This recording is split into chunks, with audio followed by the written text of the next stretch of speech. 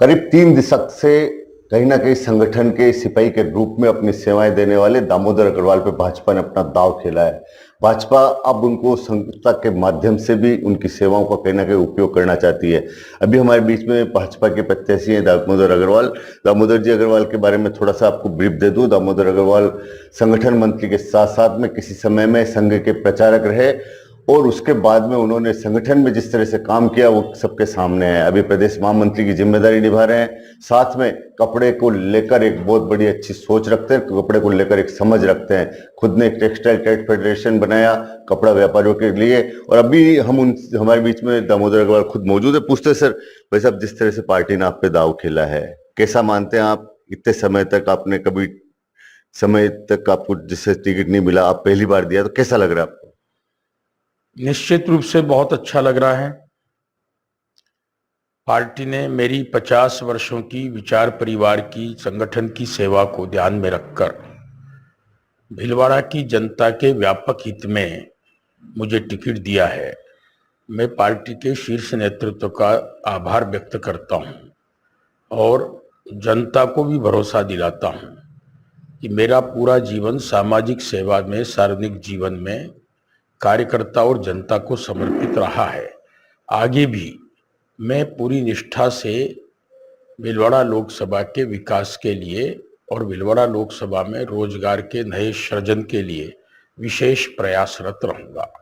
वैसे आप textile trade federation से जुड़े रहे, आपने खुद संस्था की स्थापना की, खुद कपड़ा व्यापारी हो। सर, जिस तरह से कपड़े को लेकर लगातार संघर्ष चल रहा है, आपने खुद ने, मैंने देखा 2-4 बार आप मंत्रियों से भी जिस तरह से के मोटा मोटा कह दे, सीधा सीधा तो भीड़ तक गए अपने कपड़े इंडस्ट्री के लिए।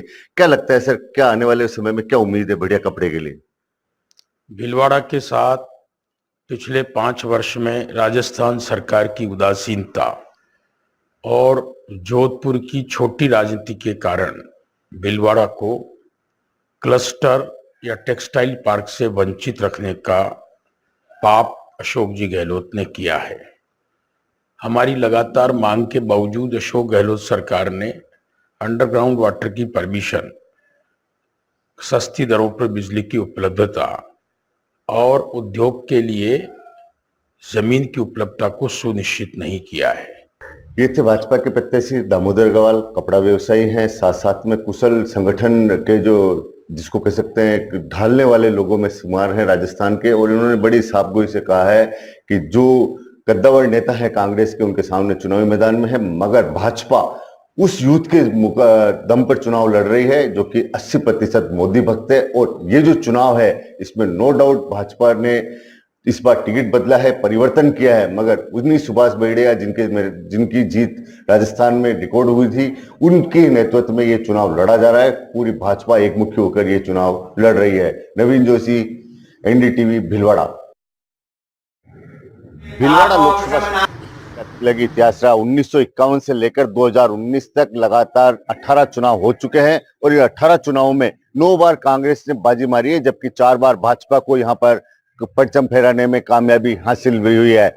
मगर यहाँ पर राम राज्य पार्टी, जनता दल ने भी अपना खाता खोला हुआ है। यहाँ से उनके लोग सभा में प्रत्याशी जीतकर लोकसभा की चौखट चूमने में कामयाब रहे थे। अभी हम खड़े हैं भाजपा के प्रत्याशी दामोदर अग्रवाल के घर के बाहर। मैं एक बात और बता दूं यहाँ पर कि 2019 का जो चुनाव था, भाजपा ने प्रदेश में सबसे बड़ी जीत के साथ इस चुनाव में अपना परचम फहराया था। भाजपा ने उस चुनाव में 6,12,000 के आसपास मतों से जीत हासिल की थी। और इस बार भाजपा ने पार्टी के जो मौजूदा सांसद हैं सुभाष बड़ैया, उनका टिकट काटते हुए जो दामोदर अग्रवाल है, जो कि कपड़ा व्यवसायी है, इंडस्ट्रियलिस्ट है, इनके ऊपर दाव खेला है। खुद संगठन के एक बहुत बड़े मजबूत स्तंभ रहे हैं काफी समय से, और अभी भाजपा प्रदेश महामंत्री का दायित्व देख रहे हैं। अभी मैं खड़ा हूँ जो भाजपा प्रत्याशी दामोदर अग्रवाल के घर के बाहर। नेताजी के घर से ये कार्यक्रम एनडीटीवी आपके लिए लेके आया है। आप देखिए, इस समय सुबह के 6:30 से 6:45 के बीच का समय हो रहा है और मैं अपने कैमरा पर्सन से कहूंगा दिखाए किस तरह से कार्यकर्ताओं का जो पहुंचने का सिलसिला है दामोदर अग्रवाल पर, जो भाजपा प्रत्याशी उनके घर पर शुरू हो चुका है। और कुछ ही देर में दामोदर अग्रवाल अपनी टीम के साथ में, अपने कार्यकर्ताओं के साथ में गांव के दौरे के लिए शुरू होने वाले हैं। जो दामोदर अग्रवाल है, उनकी जो टीम है, उसमें जो उनके एक सारथी के रूप में पिछले जब से प्रत्याशी का घोषणा हुई है तब से एक सारथी के रूप में लगातार उनकी गाड़ी के साथ में कहना कि हर पल साथ में आप लंकेश जी की दिनचर्या क्या रहती है दामोदर जी की? सुबह जैसे कितने बजे आप निकल जाए तो 6 साढ़े 6 बजे से भी आप तैयार हो, या निकलने के बाद में वापसी आने का समय क्या रहता है? हमारे भाई साहब का रूटीन ये है कि वह सुबह रात में वह कितने बजे भी सोए, 1 डेढ़ बजे ऐसे नॉर्मली बज ही जाती है। जब भी वो उनका टाइम है कि सुबह 5 बजे वो उठ ही जाते हैं। वो हमें हमेशा कहते हैं कि जल्दी कम से कम अपन जो भी काम है उसका रूटीन बना के अगर अपन जल्दी उठ जाते हैं 1 घंटा पहले, तो अपन सारा काम एकदम व्यवस्थित हो जाता है। तो वह हमेशा 5:30 बजे उठ जाते हैं, ऐसे 5 बजे 5:30 बजे उठ जाते हैं। उसके बाद फिर वह एक बार सोशल नेटवर्क देखते हैं। उसके बाद वह कार्यकर्ता भी किस जैसे उनकी सबसे अच्छी एक आदत है कि जित भी कोई भी आम कार्यकर्ता का अगर फोन भी आता है रात में 12 बजे आओ 1 बजे आओ, उसका निवारण हाथों हाथ करते हैं। ये देखिए जिस तरह से ये उनके सारथी हैं, पिछले 10 दिन से लगातार दामोदर अग्रवाल के साथ में कहीं ना कहीं जहां पे दामोदर अग्रवाल प्रचार के लिए जाते हैं वहां उनके साथ में चल रहे हैं, कंधे से कंधा मिलाकर। लंकेश है इनका नाम, चालक है ये। अब हम जो दामोदर अग्रवाल जो प्रत्याशी है भाजपा के, उनके परिवार से लोगों से बातचीत करते हैं। उनके जो मित्र लोग हैं जो लगातार कुछ ना कुछ तरीके से उनके साथ जुड़े हुए हैं और अभी भी उनके साथ कंधे से कंधा मिलाकर जुड़े हुए हैं। एक जो कपड़े का काम देखने वाले यहाँ पे व्यवसायी हैं और उनके मित्र दामोदर जी के जो आप मित्र तो हो, आप दामोदर जी के साथ काफी समय से कंधा मिला के काम कर रहे हो। क्या लगता है, क्या क्या नई ऊर्जा है भीलवाड़ा में कार्यकर्ताओं में, या वैसे ही आम चुनाव कैसे चल रहा है? आम जनमानस की जो फीलिंग थी कि इस बार टिकट बदलना चाहिए, और वो मुखर होकर के इसलिए नहीं बोलता है भाई पार्टी जिसको टिकट देगी उसको देगी, पर उसके मन में यही था कि इस बार कुछ भी हो दामोदर जी को टिकट मिलना चाहिए, और आम जन भावना के कारण ही ये टिकट मिला है। नहीं, रूटीन क्या रहता है सर इनका? रूटीन क्या रहता है? रूटीन की बात करें तो अभी जो चुनावी माहौल है उसके अंदर तो वो एक नींद लेते हैं। जब भी सोते हैं 11, 12, 1 बजे, तो 3, साढ़े 3, 4 घंटे की एक नींद। जैसे ही उनकी नींद चमकती है उसके बाद वो बैठ जाते हैं अपने काम पे। पहले सोशल मीडिया सारा निपटाते हैं, उसके बाद अपनी दिनचर्या निपटाते हैं। जो कार्यकर्ता उस समय आ गए उनसे मिलते हैं, चाय नाश्ता हल्का किया, जो भी दाल दलिया जो भी बनाते हैं, और अपने क्षेत्र में। भोजन का रूटीन क्या रहता है? आप तो उनके साथ में बरसों से लगे हुए हैं। भोजन का कहीं कोई विषय नहीं है। जहाँ भोजन का समय होता है, जहाँ कार्यकर्ता आमंत्रित कर देता है, वहीं उसके साथ बैठ के भोजन कर लेते हैं। कोई घर से टिफिन ले जाने का या किसी तरह पहले से व्यवस्था करने का कोई नियम नहीं है। इस तरह से आप ये कर रहे हैं अभी, क्या लगता है आपको आने वाले समय में वैतरणी पार हो जाएगी चुनावी? निश्चित रूप से पार होगी। हमारा काम अभी पार लगाने का नहीं है, हमारा काम अधिकतम मतदान कराने का और अधिकतम मतदान के डिफरेंस से जीतने का है। जो 400 पार लगाएगा वही हमारा ध्येय है। अभी यहाँ पे कुछ पार्टी के ऐसे पदाधिकारी हैं जिनको प्रदेश संगठन ने भीलवाड़ा भेजा हुआ है। वैसे आप क्या नाम है आपका? भाई साहब मेरा नाम क्षितिज बंसल है कहाँ और से हैं आप? मैं भाई साहब जयपुर से आया हूँ और मुझे भारतीय जनता पार्टी द्वारा भीलवाड़ा लोकसभा क्षेत्र के लिए भेजा गया है। यहाँ पर सामाजिक बैठ के लेना और जनसंपर्क का काम करना मेरा प्रमुख दायित्व है अभी। तो भीलवाड़ा लोकसभा में मैंने कल सुबह मैं यहाँ आ गया था और मैंने जब से यहाँ पर सामाजिक संगठनों के साथ यहाँ पर मीटिंग की तो मुझे पता चला कि यहाँ पर बहुत निश्चित रूप से दामोदर जी भाई साहब की जीत तय है। भाई साहब यहाँ भारतीय जनता पार्टी का संगठन भी काफी मजबूत है। कल मैंने काफी संगठनों के साथ, सामाजिक संगठनों के साथ जब बैठक की तो मैंने सभी को एक ही आग्रह किया कि यहाँ पर जैसा हमारा निर्वाचन आयोग भी चाहता है कि अधिक से अधिक संख्या में मतदान करवाया जाए, उसी के लिए मैं भी यहाँ पर प्रयासरत हूँ। भीलवाड़ा आने के बाद मैंने सबसे पहले यही कहा कि आप पार्टी सब कुछ एक बार बाद की बात है, सबसे पहले सबसे अधिक मतदान करवाएं। पार्टी के कार्यकर्ताओं से भी मैंने यही कहा। पार्टी के कार्यकर्ताओं से जब मेरा और भी विषय में बातचीत हुई तो मुझे पता चला कि भीलवाड़ा अपने आप में एक औद्योगिक क्षेत्र है, तो यहाँ उद्योगों से रिलेटेड जो भी समस्याएं आ रही हैं, ये दामोदर जी भाई साहब का भी आश्वासन है और सभी जन समाजों से मैंने भी आग्रह किया है कि जो भी आपके काम होंगे उद्योग से रिलेटेड है, परिवार से रिलेटेड है, समाज से रिलेटेड, युवाओं के हैं, महिलाओं के हैं, सभी कार्यों में दामोदर जी भाई साहब प्रमुखता से काम करेंगे। मैम, जिस तरह से दामोदर जी अग्रवाल का जीवन कार्यकाल है, चुनाव में भी आप देख रहे हैं और चुनाव से पहले भी देख रहे हैं, क्या अंतर आया चुनाव में प्रत्याशी बनने के बाद? मुझे ऐसा कोई विशेष अंतर नहीं लगता। पहले भी यही रूटीन था, सुबह 5 बजे उठना और सोशल मीडिया देख के अपना रूटीन चालू करना। अभी भी वही है। रात को फोन आते कार्यकर्ताओं के, तब भी वो उठ जाते हैं और उनका काम करते हैं। कितने बजे उठते हैं दामोदर अग्रवाल? कुछ ऐसा रूटीन है उनका? पहले 6 बजे उठते थे, अब वो 5 बजे उठते हैं। 5 बजे उठते हैं? 5 बजे। उसके बाद में क्या रहता है रूटीन उनका? बस वो अपना सोशल मीडिया देखते हैं, तैयार होते हैं और फिर कार्यकर्ताओं के साथ चले जाते हैं। तो नाश्ते वास्ते का क्या रहता है उनका? नाश्ते में क्या विशेष उनको पसंद है या आप उनके लिए बनाते हैं?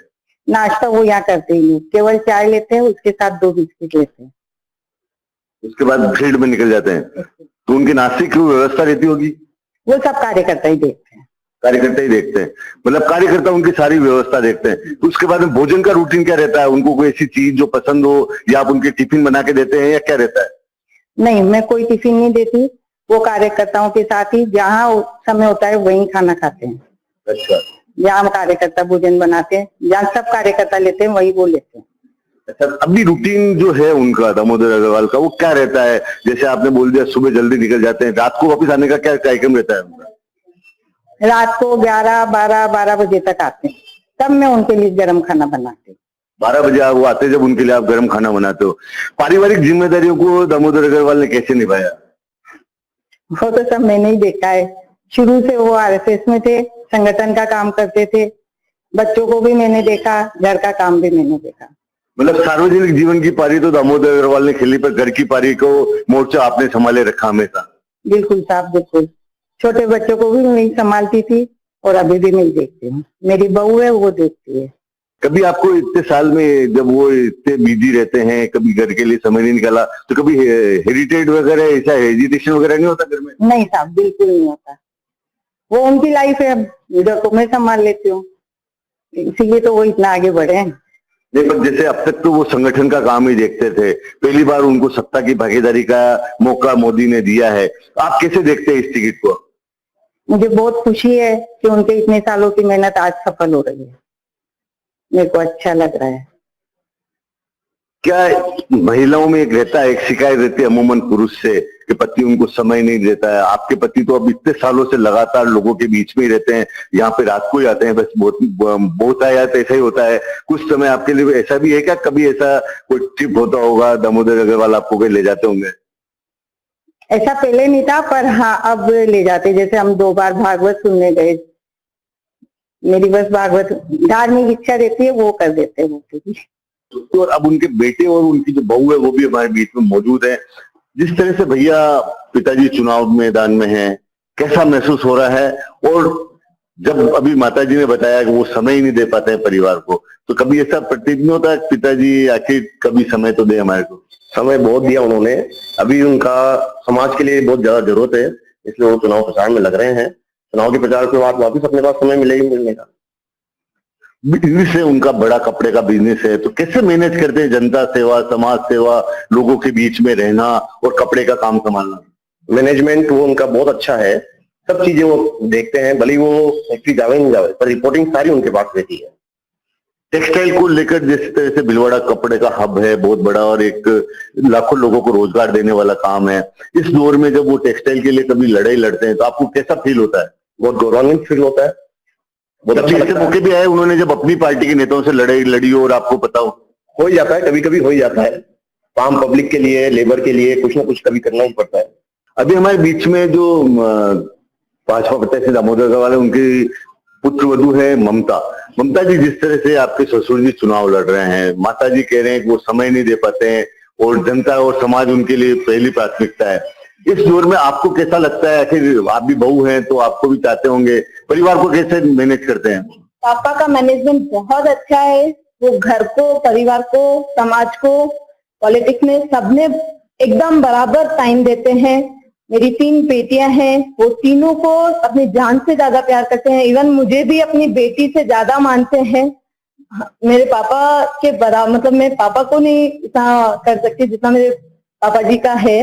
वो परिवार में भी टाइम देते हैं, वो समाज को भी देखते हैं, वो अपना पॉलिटिकल भी बहुत बहुत बहुत ही अच्छे से निभाते हैं। वो रात में, सुबह, दिन में जैसे उन्हें समय मिलता है वो वैसे देते हैं हमें। ये थे, देखिए जिस तरह से यहाँ पे काम चल रहा है लगातार। अभी हमने यहाँ पे जो लोकसभा प्रत्याशी है भाजपा के, उनका जो सारथी है उनसे बात की, उनके मित्र से बात की, उनके परिजनों से बात की। कहीं ना कहीं भारतीय जनता पार्टी इस चुनाव में जो पिछली जीत है उसके आंकड़े के साथ ही जो अभी वर्तमान में सांसद है उनके नेतृत्व में चुनाव लड़ने का दावा किया जा रहा है और जो चुनावी वैतरणी है उसको पार करने का दावा भी किया जा रहा है। अब ये जो चुनाव है लोकसभा क्षेत्र का भीलवाड़ा का, ये चुनाव लगातार रोचक इसलिए बनता जा रहा है कि कांग्रेस ने यहाँ पर कद्दावर नेता डॉक्टर सीपी जोशी को चुनावी मैदान में उतारा है। डॉक्टर सीपी जोशी 2009 में यहाँ से प्रत्याशी रह चुके हैं और लोकसभा की चौखट चूमने में कामयाब रहे। उसके बाद में वो केंद्रीय मंत्री रहे। केंद्रीय मंत्री न केवल पंचायत राज के रहे बल्कि रेलवे के राज्य भी मंत्री रहे। वो यहाँ पे मेमको फैक्ट्री जैसा एक प्रोजेक्ट भी उन्होंने डलवाया था, मगर वो बाद में कहीं ना कहीं जो टेक्निकल समस्या हैं उनमें कहीं ना कहीं उलझ कर रह गया। अब ये जो चुनावी समर है, इस चुनावी समर में कौन जीतेगा कौन हारेगा, जनता किसके पक्ष में फैसला सुनाएगी, ये तो 26 अप्रैल के बाद जो मतदान के बाद जो आने वाला परिणाम है तभी तय होगा। मगर ये बात तय है कि भाजपा लगातार दावा कर रही है कि निवर्तमान सांसद सुभाष बड़िया के नेतृत्व में वो चुनाव लड़ रही है और ये चुनावी वैतरणी पिछले बार से अंतर से इस बार के अंतर को बढ़ाते हुए भाजपा के 400 पार के नारे को सफल करने का दावा कर रही है। नवीन जोशी, कैमरा पर्सन पवन के साथ, एनडीटीवी, भीलवाड़ा।